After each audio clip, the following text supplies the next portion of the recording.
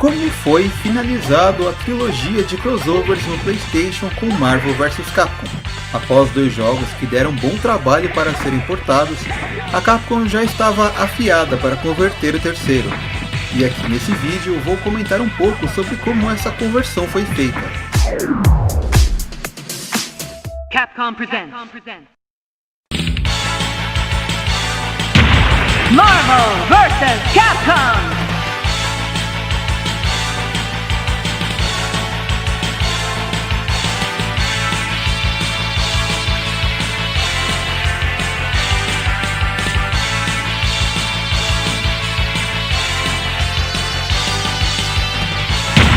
Marvel vs Capcom!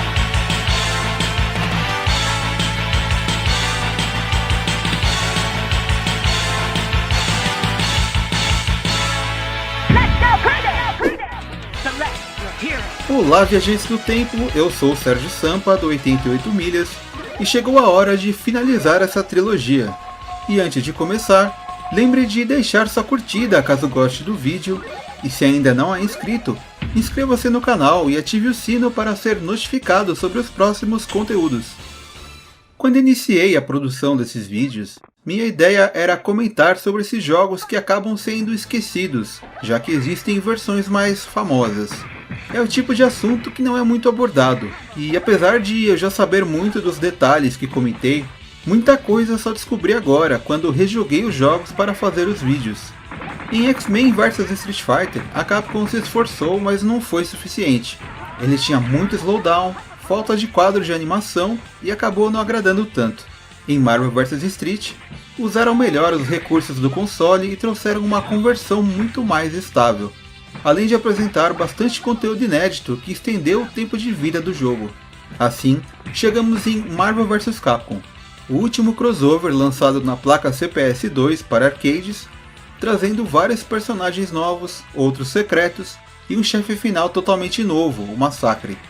Lembrando que, se você ainda não viu os vídeos dos 2 jogos anteriores, eles irão aparecer agora no card e também no final desse vídeo. Aproveite para conferi-los também. Sobre esses jogos de luta mais, digamos, pesados, a Capcom já havia convertido para o PlayStation Marvel Super Heroes, X-Men vs Street e Marvel vs Street, fora outros jogos das séries Street Fighter, Darkstalkers, Cyberbolts. Então, conhecimento sobre o hardware era o que não faltava, e isso realmente foi aplicado em Marvel vs Capcom.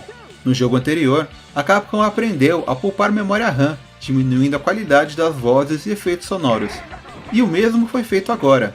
As vozes são abafadas, mesmo que um pouco melhores dessa vez, e as músicas permanecem tão boas quanto no arcade. Agora, a altura das vozes está mais regulada e não é preciso mais baixar as músicas nas opções para ouvir os lutadores de forma decente. A maior novidade de Marvel vs Capcom no arcade eram os Special Partners, que também são chamados de Helpers. Eles são personagens extras usados somente para aqueles golpes de ajuda, que são ativados ao apertar soco e chute médios ao mesmo tempo. Não dá para jogar com eles normalmente, mas entre eles apareceram algumas surpresas, como o Arthur de Ghouls and Ghosts, Colossus, Thor, Devilot, entre outros. Cada personagem tem um número de vezes que pode ser usado durante a luta, e isso tem muito a ver com a força deles. Quanto mais apelão um partner, menos vezes você pode usá-lo. Outro recurso que surgiu no arcade era poder usar os seus 2 lutadores juntos e com a barra de Hyper Combo infinita durante um tempo limitado.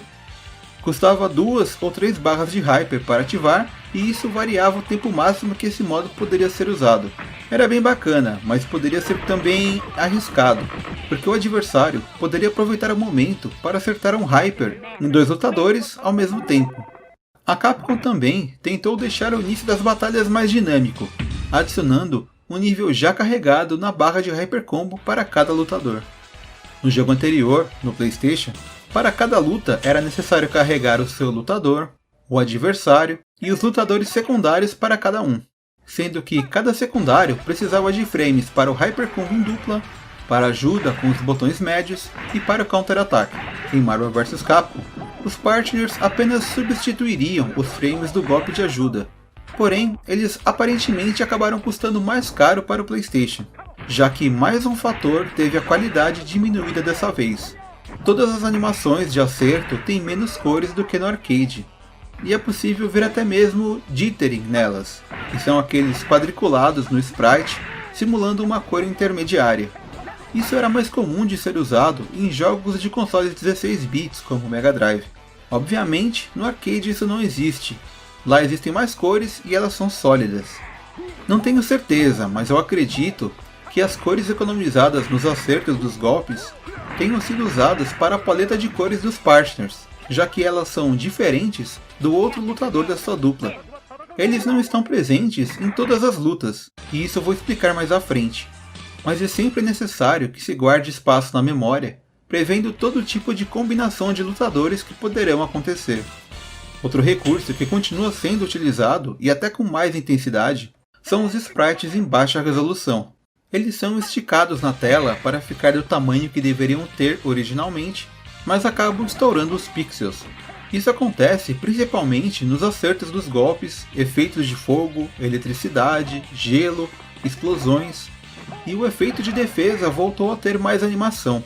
Ele era quase estático no jogo anterior. Marvel vs Capcom tem uma grande variedade de efeitos de acerto, que variam para cada personagem, então isso acabou dando um pouco mais de trabalho.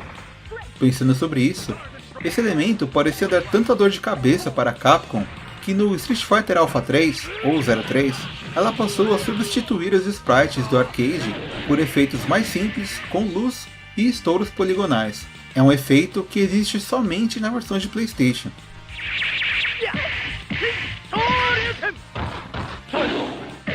Algo que praticamente sumiu nessa versão de Marvel vs Capcom foram os flashes brancos na tela. Simplesmente não tem e não dá para ativar. Mesmo que o jogo ainda continue bem piscante e animado por conta dos fundos durante os hypercombos, tela de KO ou quando raios enormes são disparados. Por ser apenas uma tela piscando, não acho que seja alguma limitação. Me pergunto se na época não houve alguma reclamação para a Capcom remover esses flashes, já que outros jogos passaram a ter a opção de ligar ou desligar. Para continuar falando das mudanças, é preciso citar os modos de jogo disponíveis, então vamos a eles. O modo Battle retorna, sendo aquele onde é possível finalizar o jogo com algum personagem, desbloquear alguns secretos e liberar as cenas de encerramento no modo Galeria. A regra aqui é de lutas por round e você controla apenas um personagem. A novidade é que você escolhe que tipo de parceiro quer ter, um outro lutador ou um Special Partner, ou seja, não dá para ter os dois ao mesmo tempo, como é no arcade. Esse outro lutador te ajuda no Hyper Combo de dupla ou nos counters, mas não faz a ajuda ao apertar soco e chute médio juntos. E você alterna com ele segurando os 3 botões de soco na tela de versus, antes de começar a carregar a luta.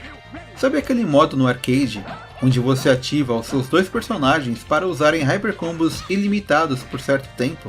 No PlayStation, não teria como carregar ele na luta. A solução que a Capcom encontrou é que, quando se ativa isso, você invoca um clone do seu inimigo com outra cor. Não é o ideal, mas é um bom quebra-galho, e você tem que saber improvisar com os comandos do lutador igual ao seu adversário. Já o Special Partner pode te oferecer ajuda infinita durante as lutas quando você chama. Você não consegue ativar o Hyper Combo de dupla nesse modo, mas se ativar o modo onde seus 2 lutadores lutam ao mesmo tempo, ao invés de ver um clone do inimigo, seu partner fica aparecendo e atacando sem parar até a barra de tempo terminar. Jogar com 2 lutadores deixa o jogo bem parecido com o que era no X-Men vs Street, já que você não consegue chamar ajuda. Jogar com um lutador e um partner torna algumas lutas desbalanceadas, porque, como eu disse antes, no arcade, cada um desses ajudantes tem um número limitado de vezes que podia ser chamado, já que alguns eram muito fortes. Se você pode chamar eles direto, fica muito apelativo, principalmente os que passam atropelando, tipo Sentinela, Fanático, Psylocke, Agente Americano. E terminar várias vezes esse modo faz com que você abra outros personagens. Com o Mega Man, abre a Serum Monroe, com a Chun-Li, abre a Shadow Lady, com o Venom, abre o Venom quase Carnificina. A Morrigan nesse jogo absorve sua outra parte que tem a forma da Lilith, tornando-se muito mais poderosa. Se você termina com ela, habilita uma versão onde elas se fundem, mas a personalidade que predomina é a da Lilith, e seus golpes mudam um pouco. Os personagens secretos ficam nas bordas da tela de seleção. Ao terminar com todos os principais, você já tem certeza que abriu todo mundo. Um detalhe legal e exclusivo da versão PlayStation. Quando você termina com Mega Man, o final mostra que ele aprendeu o golpe Magnetic Shockwave do Massacre, como acontece normalmente quando você derrota um chefe em um dos seus jogos. Pois então, depois de finalizar com ele, segure Select antes de escolhê-lo, e na luta, ele vai poder soltar o golpe que aprendeu como um Hyper Combo. Outra exclusividade. No jogo anterior, uma das reclamações é que tinha muito personagem de Hadouken e Shoryuken. A Capcom então, para resolver isso, deixou só o Ryu dessa vez. Mas para evitar novas reclamações, tornou ele poderosíssimo, podendo mudar para o modo Ken ou modo Akuma, usando todos os seus ataques característicos. Naquela época, ver o Ryu soltando um Shoryuken foi algo bem inusitado. No arcade, você sempre começa a luta na forma Ryu normal, e gasta uma barra de Hyper para mudar de forma. Já no PlayStation, você já pode começar transformado em um deles. Antes de selecionar o Ryu, é só segurar o Select ou Start para, respectivamente, iniciar como Ken ou Akuma. Até se você escolher outro Ryu como seu segundo lutador, dá para já vir transformado nesses modos. E sim, nesse jogo, eles deixam que você escolha dois personagens iguais, sem ser obrigado a jogar no modo crossover. Aqui, aquela parada de seu segundo lutador ter mais quadros de animação se ele for igual ao oponente principal, continua funcionando. O caso do Ryu é bem engraçado. Num inimigo diferente, o Shinku Hadouken dele nem se mexe. Só fica normal quando você está enfrentando outro Ryu. Venom é um personagem novo que ficou com uma animação bem satisfatória nessa versão do jogo. Não está igual ao arcade, mas está bem melhor do que a gente viu com o Fanático no X-Men vs Street. Falando nesse outro jogo, o Gambit retornou em Marvel vs Capcom, e ele sempre teve uma animação muito bonita na posição parada. Vocês lembram como ela era tenebrosa no X-Men vs Street do PlayStation? Lá ela tinha apenas 2 quadros de animação, e uma capa levemente rotacionada simulando o movimento. Já no Marvel vs Capcom do PlayStation, ela ficou bem melhor.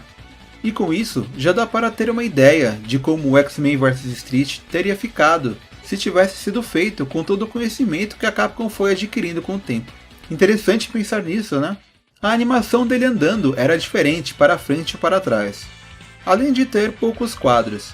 Agora ela foi adaptada, tendo apenas uma movimentação para o corpo, e somente a capa é que muda de direção.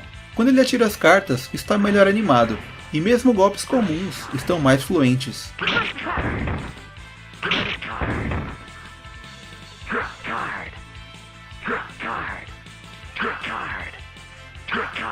Quando ele pulava para trás, tinha uma posição que foi cortada agora. Ele cai na posição como se tivesse pulado reto.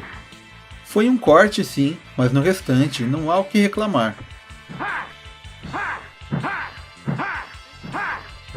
Ele ainda tem até mesmo um novo Hyper Combo, que tem quadros de animação enormes, o Cajun Explosion. Compare a velocidade dos Royal Flushes nos dois jogos, só para sentir a evolução.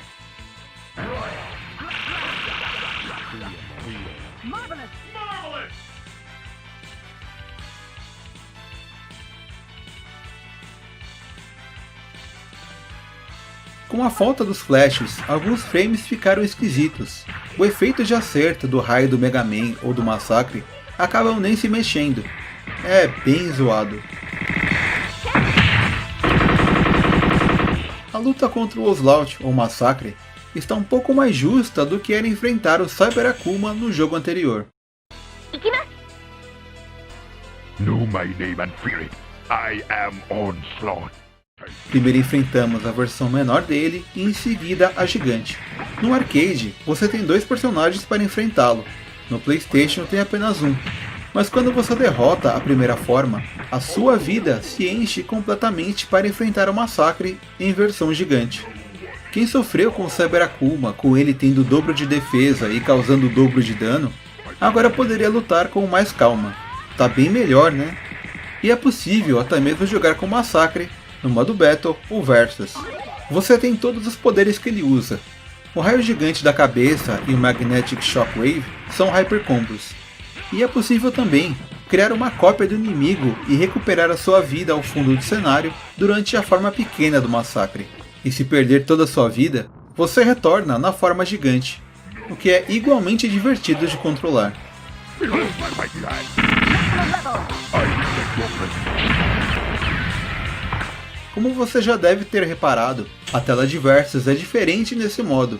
Ela mostra um pedaço a mais da arte dos personagens. No arcade era somente um retrato do rosto. O modo Versus é como o Battle, mas para 2 jogadores, e ambos escolhem novos personagens no fim das lutas. Não tem muito mistério. Já o modo Crossover volta do jogo anterior, trazendo lutas de 2 contra 2 com duplas invertidas, porém muito mais simples e até meio sem graça, já que não é possível mais terminar o jogo nesse modo. Jogando sozinho, você escolhe um personagem e o jogo escolhe outro. No fim da luta, ambos devem escolher outros lutadores, e a luta reinicia. É um modo de lutas infinitas. Não sei nem por que conta pontos, já que não dá para finalizar e ir para a tela de ranking. Se estiver jogando em 2 jogadores, ambos podem escolher novos personagens no fim da luta, e cada um sempre vai jogar também com uma cópia do adversário. Isso foi um problema solucionado que existia no jogo anterior. Lá, os jogadores ficavam com personagens fixos, mesmo ao perder ou ganhar as lutas, e era obrigatório resetar o jogo, segurando o Select Start por alguns segundos, se quisesse selecionar outros. O esquema de luta fica como no arcade. São 2 lutadores para cada time e cada time tem um Special Partner diferente. São as lutas que mais usam o recurso do console, se parar para pensar, já que são cores para 4 lutadores, mais 2 Special Partners, além de cenário e efeitos diversos. É por isso que eu disse anteriormente que talvez o fato dos partners terem paletas de cores próprias afetaram as cores de outros elementos do jogo, como os efeitos de acerto.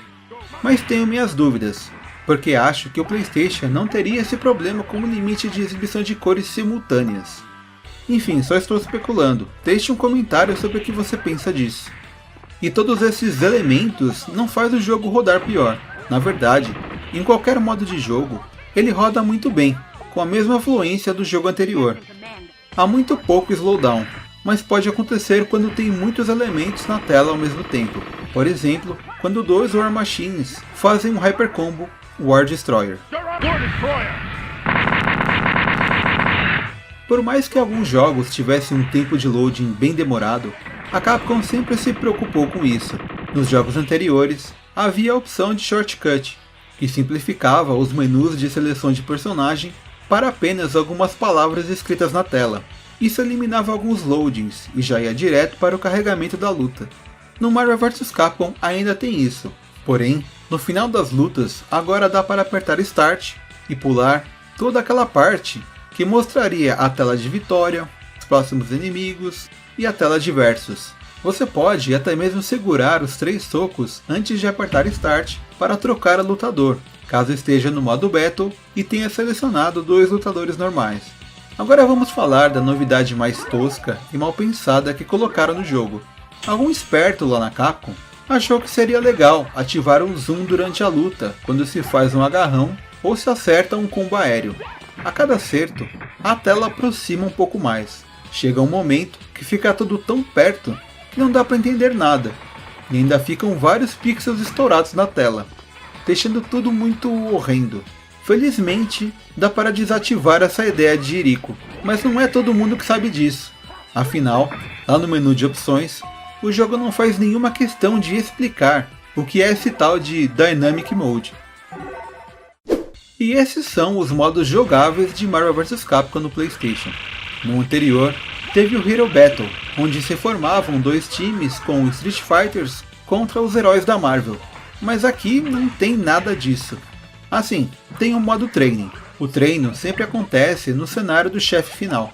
Ele mostra na tela os danos causados, os comandos feitos pelo jogador e dá até mesmo para tirar todas as informações da tela. O oponente pode ficar parado ou dá para ativar algum nível de dificuldade da CPU. É um modo bem útil para treinar. Mas, falando sinceramente, faltou algo. O modo crossover foi nerfado e o Hero Battle ou algo similar nem existe. Fica bem óbvio que esse jogo teve menos empenho para torná-lo mais interessante. Ao menos ele é bom de jogar, dentro do que o console podia fazer. Dessa vez, não há uma versão para Saturn quase perfeita para comparar. Porém, o Dreamcast recebeu uma, e essa sim é o port definitivo. Ela tinha poucos modos novos, mas carregava 4 personagens sem problema algum. No modo Cross Fever, era possível lutas de 2 contra 2 com 4 jogadores, cada um com um controle e um personagem diferente. Mas qual o motivo do Marvel vs Capcom ter ficado tão pequeno no PlayStation? Era porque o console estava no fim da vida? O anterior não vendeu tanto para justificar criar mais conteúdos para esse? Fica aí esse grande mistério.